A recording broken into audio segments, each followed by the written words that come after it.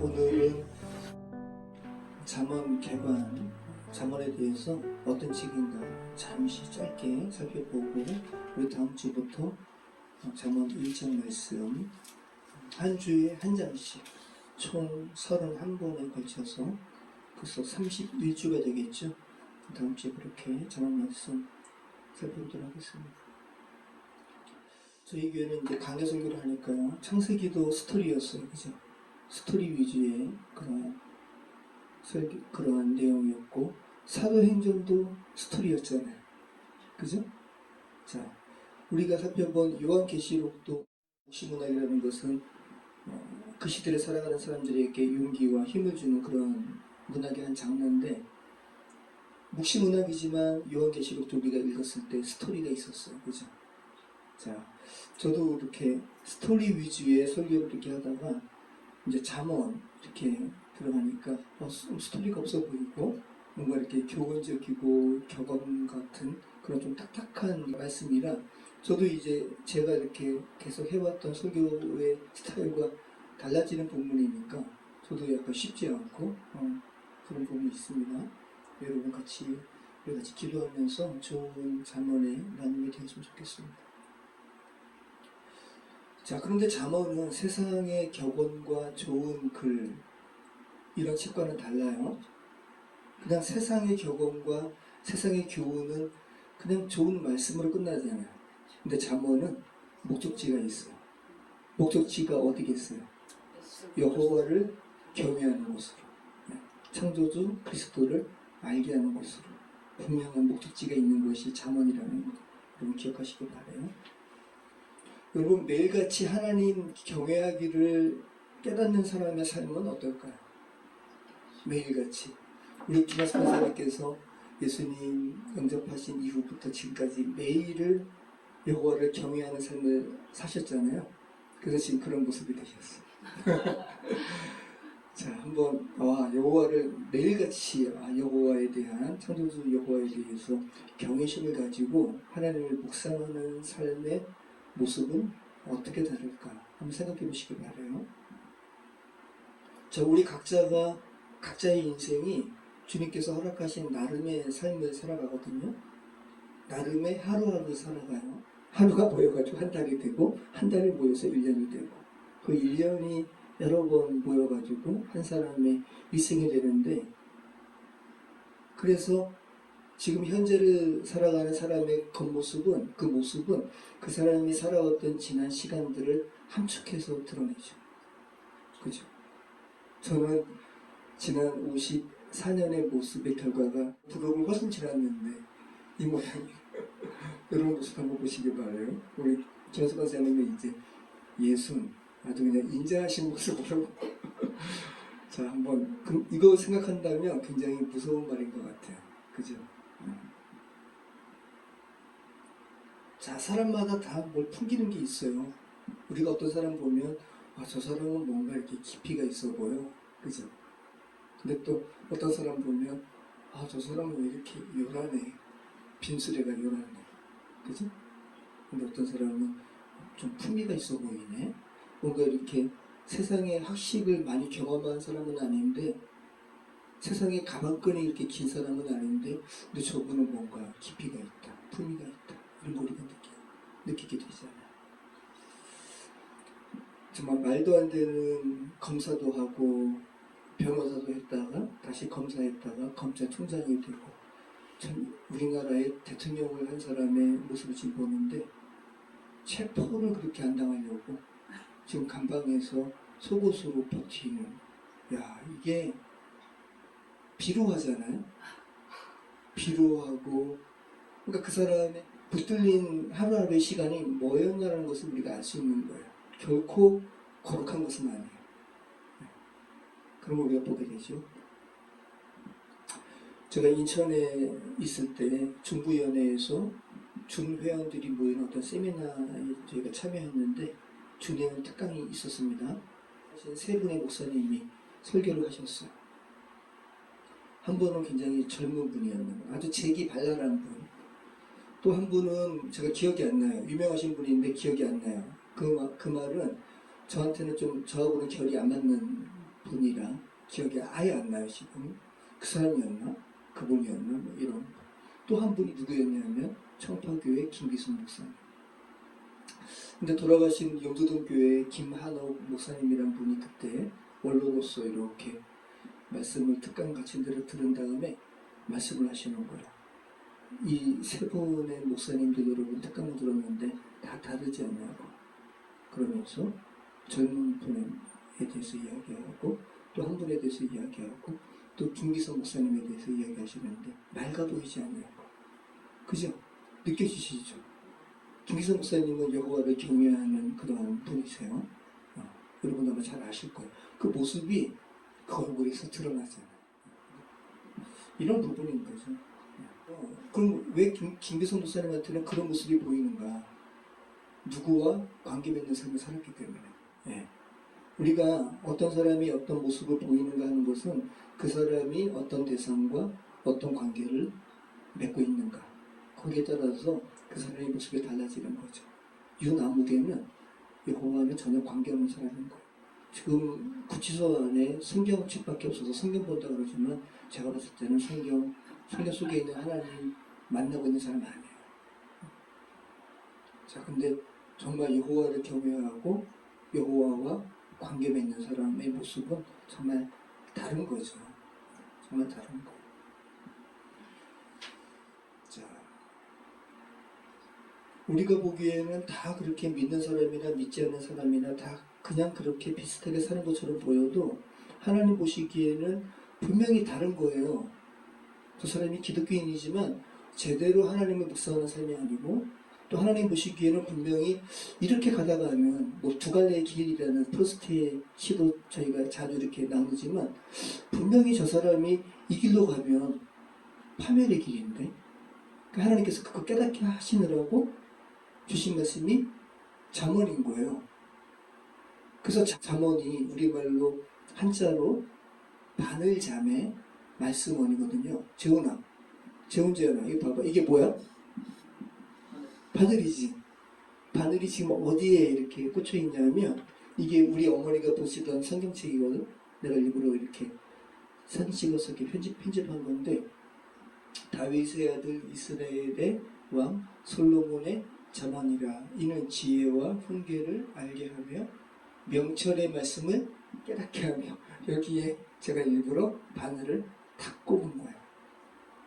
하나님께서 바늘로 찌르듯이 말씀을 우리의 신념에 이렇게 꼽으셨다고요. 여러분 주사 맞는 거 좋으세요? 아니요. 저는 주사 어른이지만 너무 싫어요. 지난주에 그 처갓집 가가지고 저희 이제 장모님께서 팔을 이제 다치셨으니까 저희가 뭐 거들 게 당연히 있겠죠 해서 이제 겸사겸사 갔는데 장모님께서 그 밑에 보면 개울가가 있고 장마가 많이 오면 돌이 막 굴러와가지고 막 엉망이 되는데 예전에 그 장인어른은 그 뭐라고 그러죠? 긴 쇠로 된 지렛대 하나 가지고 정말 장사세요. 큰 돌을 지렛대 가지고 막 이리 옮기고 저리 옮기고 그 돌 좀 잘 정비하면 그 다리 밑에 시원하거든요. 장인어른이 이제 안 계시니까 제가 그 뭐예요? 그 지렛대 가지고도 하고 근데 이제 장모님 앞이니까 비리비리하게 보이면 안 되잖아요. 큰 돌도 그냥 들고 하다가 허리가 상했네. 허리가. 그래가지고 그 다음날 이제 그대로는 못 입는 거예요. 그래서 그 다음날 제가 갔던 정형외과 그대로 가는 게 좋은데 사거리 큰 거 있잖아요. 새끼 생긴 거기 정형외과 커 보여가지고 거기 갔죠. 그랬더니 그 의사 선생님이 이제 엑스레이 찍고 다 찍었는데 선생님은 허리가 안 좋으세요? 그러는 거예요. 다른 사람은 허리가 S자인데 저보고 선생님은 척추가 일자라는 거예요. 그래서 쉽게 디스크가 눌린다고. 근데 지금 다행히 디스크가 눌린 채 그대로 있는 게 아니라 눌렸다가 들어가서 그 눌린 바람에 신경을 자극을 해서 염증이 생긴 거예요. 그런데 너무 과학적으로 막 이렇게 무시무시한 곳에 들어가가지고 뭘 하니까 그게 더 겁나고 그 신경 주사를 맞는데 그게 그렇게 아프네요. 바늘, 제가 지금 바늘 얘기하는 거예요.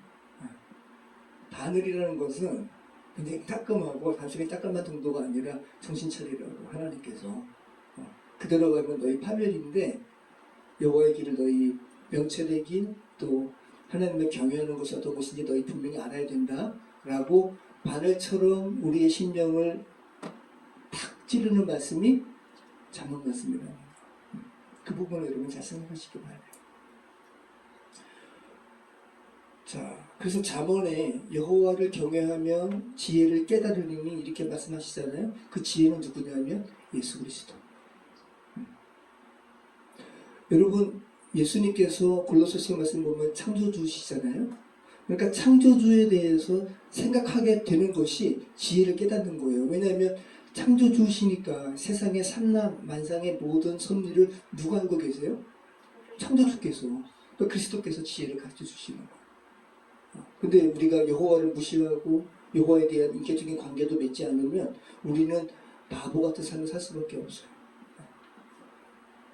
여러분 보세요. 지금 윤아무개가 하는 행태가 나름대로는 지혜롭다 여길 거예요.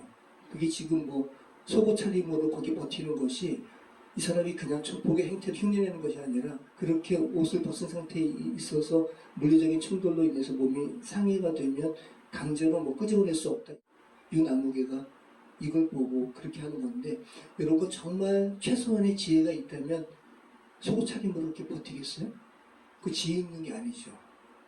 나름대로 체포는 면에서 나 지혜 있게 행동했다 할지 모르겠지만 엄밀히 얘기하면 되게 어리석은 거죠.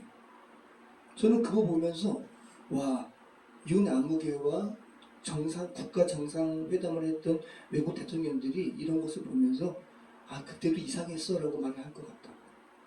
그러니까 어리석음을 다시 한번 확증한. 그러니까 지혜로운 게 아닌 거죠. 여러분 잠언은 누가 지은 거예요? 잠언 1장 1절 다윗의 아들 이스라엘 왕 솔로몬의 잠언이라. 자, 잠언 말씀 스스로가 다윗의 아들 솔로몬이 지었다고 하죠. 그런데 또 이 잠언 말씀은 편집된 거예요. 편집된 책임을 또 잠언 말씀 스스로가 증거합니다. 잠언 25장 1절 이것도 솔로몬의 잠언이요 유다 왕 히스기야의 신하들이 편집한 것입니다. 자, 솔로몬의 잠언이기도 하면서 또 편집되었다고.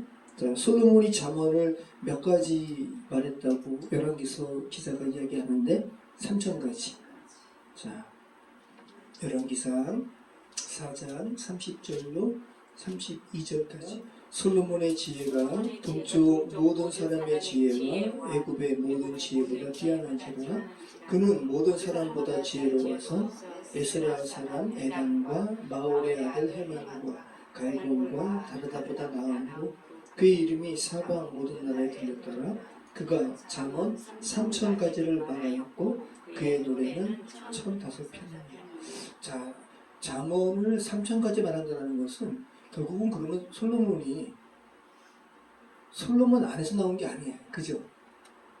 여러분이 어떤 지혜 있는 사람일지라도 여러분 스스로가 되게 지혜 있고 교훈 있는 말씀을 100가지를 지을 수 있을까요? 저 같은 경우는 어리석어가지고 5개도 저는 못 지을 것 같아요. 근데 3,000개가 나왔다는 것은 솔로몬이 하나님과 교통하는 삶을 살았기 때문에 여호와께로부터 나온 말씀인 거죠. 노래도 1,005이라 이야기하잖아요. 자, 그런데 그러면 솔로몬이 지은 책이 잠언이고 또 히스기야 신하들이 솔로몬의 지은 잠언들을 편집한 것이니까 결국은 솔로몬이 하나님과 교통 가운데서 지은 거네 라고 생각할지 모르겠지만 잠언 30장에서는 또 아굴의 잠언이라고 나오잖아요. 그죠? 또 잠언 31장에서는 르무엘 왕이 언급되고 있어요. 자, 이런 부분은 어떤 건가 한번 보시죠. 잠언 30장 1절. 자, 같이 읽겠습니다. 이 말씀은 야게의 아들 아굴의 잠언이니 그가 이디엘 곧 이디엘과 우갈에게 이른 것입니다. 자, 아굴이 누구일까? 아굴이 누구인지는 잠언의 오늘 본문 말씀 외에는 알 수가 없어요. 자, 유대인의 전통에서는 아굴이 역사에는 존재하지 않는 지혜 사람으로 여겨져요. 그러니까 좀 한마디로 말하면 신비로운 인물이라는 거예요. 자, 그런데 아굴이라는 이름의 의미는 뭐냐면 모으다라는 동사에서 온 모여진이라는 의미가 이 아굴의 의미예요. 여러분, 잠언이 편집된 글이잖아요. 잠언 말씀이 모여진 글이에요. 근데 아굴의 이름이 모여진이라는 의미라고요. 자, 그리고 원어사전에서는 솔로몬의 가상적인 이름이 아굴이라고 설명하고 있어요. 자, 그리고 또 아굴이 누구의 아들이라고 그래요? 야게의 아들이라고 그러죠? 야게의 아들. 근데 야게도 누군지 몰라요. 야게의 의미는 순종하는, 경건한이라는 의미를 가지고 있어요. 그리고 또 원어사전에서도 아굴도 솔로몬의 다른 이름이라고 또 설명한 것처럼 야게도 솔로몬에 대한 상징적인 이름이라고 또 이렇게 설명하고 있습니다. 자, 그러니까 야게, 아굴 다 가상의 인물이에요. 자, 일부러 이 잠언에 대한 말씀을 일부러 하나님을 경외하는 것에 대한 주제의 말씀인데 뭔가 이렇게 수수께끼처럼 그 잠언을 쓴 사람들에 대해서 기록하고 있다는 거.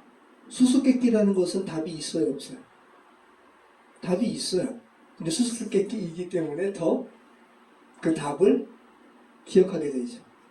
그러니까 잠언에 대해서 잠언의 저자마저도 잠언 말씀이 이렇게 수수께끼처럼 잠언의 저자는 솔로몬일까? 근데 아굴은 또 존재하지 않는 사람들도 아굴이라고 그러고 또 솔로몬의 다른 이라고 그러고 여러 가지를 생각하게 하는 것이 잠언이라는 거. 그렇게 생각하시길 바라요. 자, 그러면 여러분 잠언 31장 1절 말씀 한번 보시죠. 잠언 31장 1절. 르무엘 왕이 말씀한 바 곧 그의 어머니가 그를 훈계한 잠언이라. 예. 자, 루엘이 아니에요. 루엘은 그죠? 모세의 장인 이드로의 다른 이름이 또 루엘이잖아요. 루엘이 아니라 르무엘. 네, 르무엘. 이스라엘 역사에 르무엘이라는 왕은 존재하지 않았어요. 네. 자, 르무엘이라는 의미는 하나님께 속한 자, 하나님을 위한 자. 그러니까 아굴, 야게 다 비슷한 거예요. 르무엘도 마찬가지라는 거예요. 그래서 혹자는 또 이 르무엘 왕이 솔로몬 왕이라고 여기기도 해요. 근데 이것도 추측이고 한마디로 다 모호하게 일부러 이렇게 기록하고 있다는 거. 자, 일부러 편집자가 의도적으로 그죠?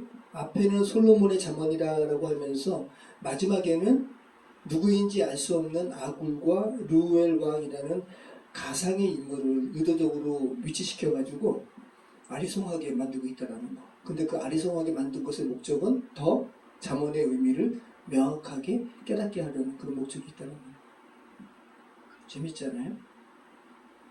일부러 의도적으로 후반부에서 수수께끼 같은 인물로 등장시켜가지고 잠언이 말하는 바가 뭔지를 더 우리로 하여금 깨닫게 하고 있다는 거예요. 자, 히브리 문화에서 수수께끼는 즉각적으로 답이 드러나지 않는 방식으로 지혜를 숨겨놓은 이 방식이 수수께끼라고 그래요. 맞는 말이잖아요. 수수께끼라는 말 자체가 잠언에 등장합니다. 잠언 1장 6절. 다음 주에도 이 부분 살펴볼 텐데 잠언 1장 6절 보시죠. 읽겠습니다. 잠언과 비유와 지혜 있는 자의 말과 그 오묘한 말을 깨달으리다. 여기서 이 오묘한 말이라는 것이 키다라는 말인데 후드라는 매듭을 풀다라는 말에서 나온 말이에요. 그러니까 이 오묘한 말이라는 것 자체가 우리말로 수수께끼예요. 수수께끼. 제 문제는 이게 지금 스토리가 아니라서 힘들지, 그지? 스핑크스 앞에 찾아오는 사람에게 수수께끼 내잖아요. 그죠?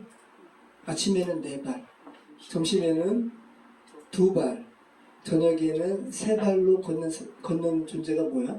우리 지혜가 누구야? 뭐야? 그 인간이지, 그지? 아침에는 아기 때는 4발 아장아장, 그리고 장성해서 성인일 때는 2발, 나이 들어서는 나이 들어가지고 힘 빠져가지고 지팡이 수수께끼. 그러니까 스핑크스가 이 질문하니까 아 인간이라는 존재가 그렇구나라는 것을 명확하게 알잖아요. 이게 수수께끼라는 거예요. 수수께끼 같은 질문을 여러분은 어떨 때 해요? 그리고 수수께끼 같은 말을 누가 할 때 여러분이 확 이렇게 뭔가 이렇게 초점이 이게 무슨 말이지라고 그죠? 제가 며칠 전에 어디를 갔는데 엘리베이터가 좀 컸거든요. 컸는데 어떤 신사가 어떤 이렇게 여성들이 있는데 그 여성 중에 한 명한테 이게 뭐지? 라는 말을 그런 생각이 들을 정도로 이상한 말을 하는 거예요. 아니 지금 보니까 선생님 전과가 있을 것 같다고. 살인 전과 있지 않냐고. 얼마나 놀라요. 그랬더니 분위기가 이 순간 이게 뭐야? 이런 생각. 저도 막 이게 무슨 말이지? 그러더니 그러시는 거예요. 그 다음에 미소가 너무 아름다워서 여러 사람 죽였을 것 같다고. 살인 미소. 살인 미소. 이게 수수께끼 같은 질문을 한 거죠. 근데 이분들 대단하죠? 그러한 유머 함부로 못하죠. 물론 이제 거기가 어떤 행사여가지고 처음 보는 사람이긴 하지만 그 행사에 관련된 사람이라 그런 질문을 할 수 있었던 거예요. 자연스럽게. 그래도 그렇지. 전과 있지 않냐고. 사람 죽여가지고 전과 있는 것 같다고. 그러더니 바로 너무 어색해지기 전에 미소가 너무 아름다워가지고 여러 사람 죽였을 것 같다. 그 사람들이 그제서야 막 웃는 거예요. 웃는데 그런데 그 자매도 대단하죠. 살인 충동이 일어난다고. 살인의 충동이 일어난다고. 그러니까 더 활짝 웃으시는. 근데 진짜로 미소가 너무 예쁘긴 했어요. 진짜 귀엽고. 근데 그분도 지혜가 있는 거죠. 보통 그래 하면 어색하면서 그럴 텐데 갑자기 살인의 충동이 일어나네요. 지혜롭죠? 자, 그럼 이 수수께끼의 핵심 포인트는 뭐예요? 그 자매의 미소는 예뻤다, 아름다웠다.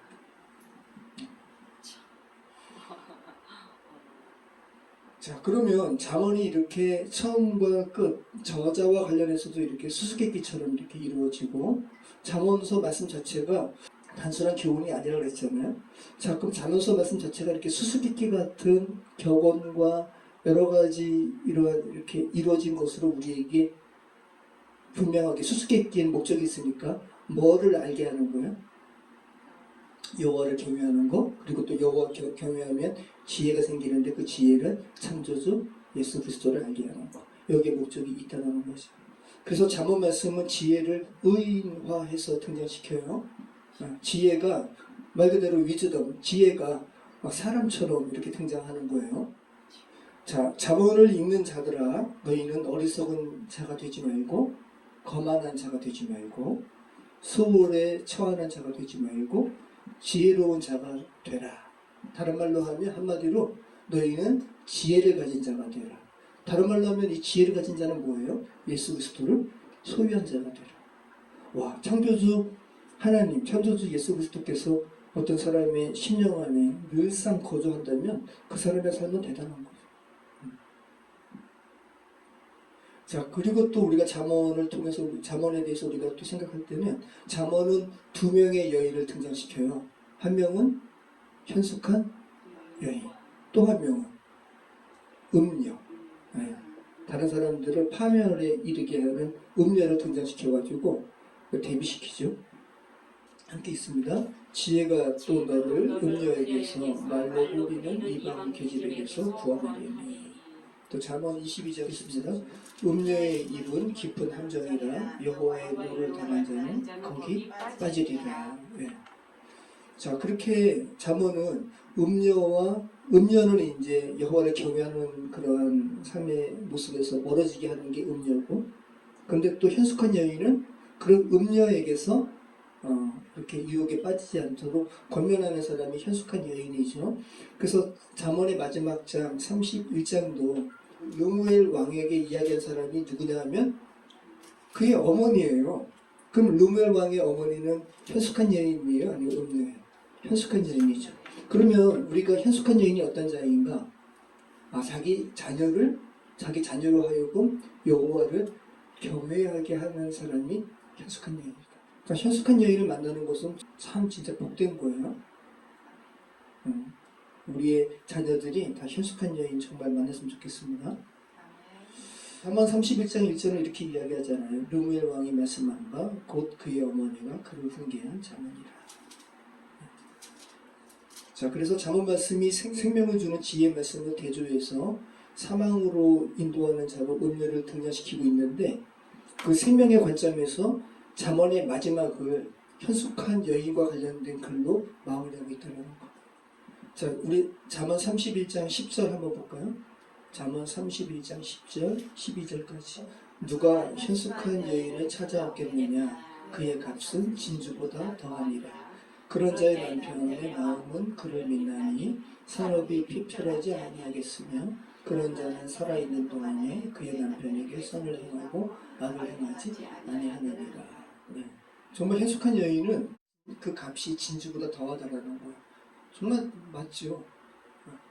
교만한 그런 삶에서 이제 여호와를 경외하는 삶으로 이끄는 자가 현숙한 여인이니까.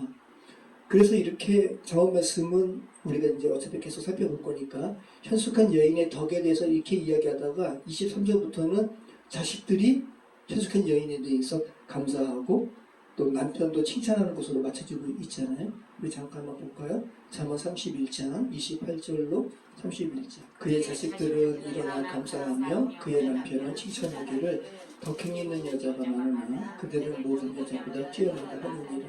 고운 것도 거짓되고 아름다운 것도 헛되나 오직 여호와를 경외하는 여자는 칭찬을 받을 것이라. 그 손의 열매가 그에게로 돌아갈 것이요 그 행한 일로 말미암아 성문에서 칭찬을 받으리라.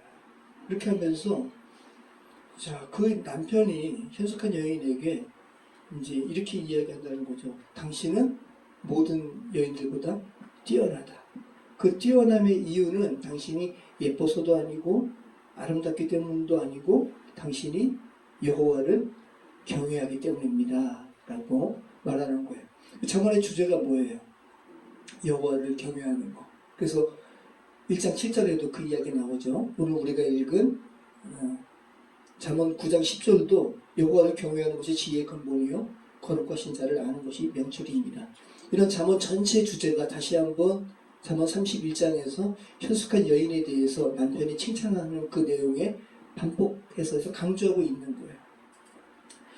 자, 우리가 지금 계속 이 잠언 말씀이 수수께끼처럼 저자도 그렇고 이러한 방식 자체, 전개 방식 자체가 수수께끼처럼 이렇게 진행됐다고 그랬는데 우리가 읽은 잠언 31장도 수수께끼처럼 진행되는 그런 본문이에요.